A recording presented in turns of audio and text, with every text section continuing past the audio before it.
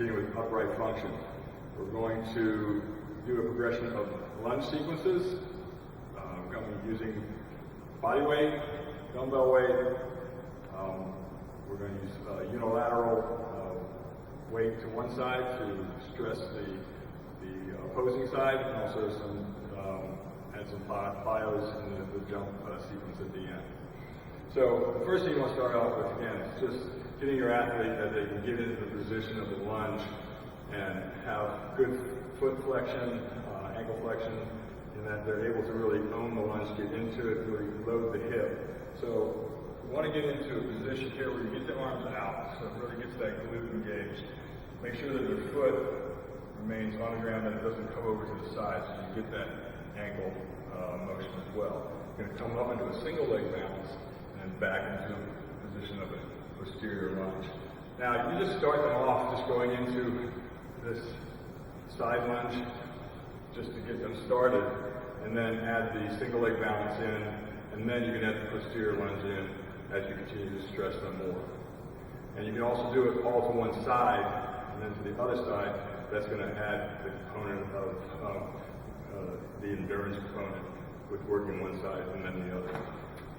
From there, you go into, again, like I said, a unilateral motion where we're going to bring into doing some upper body work as we go into the lunge.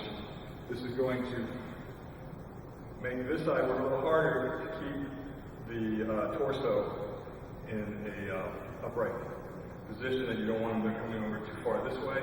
So getting into that lunge, into that single leg balance, and then down into the posterior lunge. As I said, you can just start into the lunge position and come back out to begin with, and then add in the other components as you go.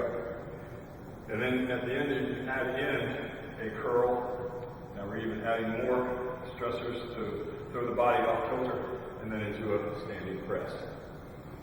And of course, you do that all to one side and then to the other. You can also get into more of a strength positioning. You can go into your side lunge with your dumbbells. Going to side lunge, single leg balance. Your posterior lunge with a curl, and then coming up into a press. In that sequence, you can get into your jump, just going into your side jumps. Again, you can determine how much, as they get better at it, they can increase the amount of jump that they do.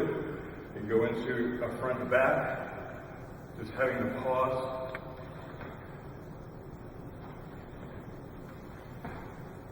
And also into your transverse. Make sure that they load the hip each time they land.